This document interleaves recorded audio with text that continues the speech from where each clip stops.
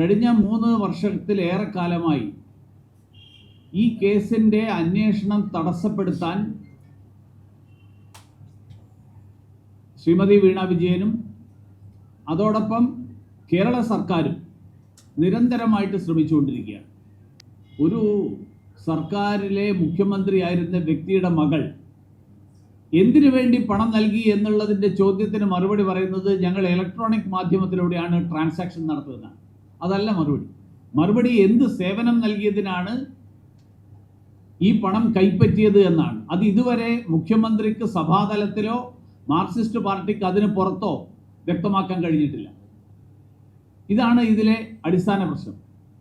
അതിനു പകരം സർക്കാർ പൊതുഖജനാവിലെ പണം ഉപയോഗിച്ചുകൊണ്ട് ഏതാണ്ട് 2 കോടിയോളം രൂപ KSIDC തന്നെ ചെലവാക്കിക്കൊണ്ട് ഈ അന്വേഷണത്തെ അനന്തമായിട്ട് നീട്ടിക്കൊണ്ടുപോകാനും തടസ്സപ്പെടുത്താനും കഴിഞ്ഞ 3-4 വർഷത്തോളമായിട്ട് ശ്രമം നടത്തുകയാണ്.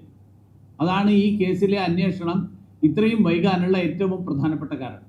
അതോടൊപ്പം ഈ കാര്യത്തിൽ കോൺഗ്രസിൻ്റെ നിലപാടെന്താണ്, UDF സർക്കാരിൻ്റെ നിലപാടെന്താണ് എന്നറിയാൻ ഞങ്ങൾ ആഗ്രഹിക്കുകയാണ്.